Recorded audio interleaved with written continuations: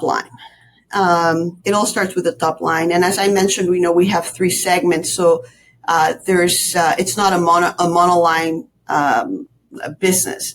But I definitely look at parcel volumes. I definitely look at mailing volumes. And then from there, you start looking at some of the efficiencies. Those become a little bit more internal metrics that we've self-defined. But from a macro perspective and from an outside-in perspective, then if I care about parcel volumes, of course, I care about what are retailers doing, what are consumers doing. I also care about, different things that are happening in the macro environment at the moment. When you have elections or other things, your volume patterns change.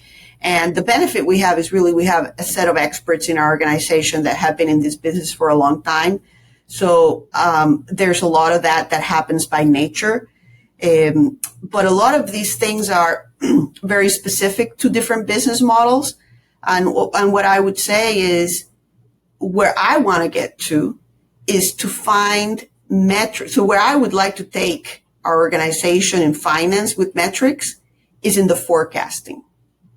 And what I mean by that, I would love to find metrics of correlations that provide that additional insight that will help us make better decisions in our front end, in our forecasting. And I think those are the nuggets and the things that we all need to be in the pursuit of those things. And I think with data and the organization of that data in the world, there will be more things that correlate that we haven't even thought of yet. Yes, so I'll share one that we've been deep in the journey on.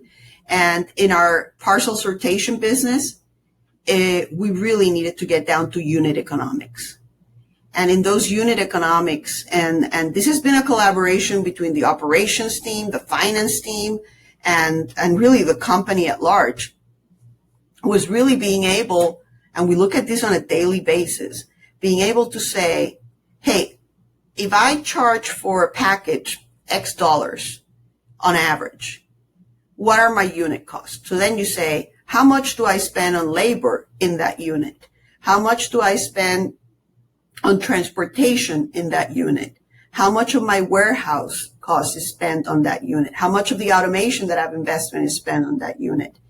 And this was very instrumental for the finance function to play a leadership role in helping and working with operations.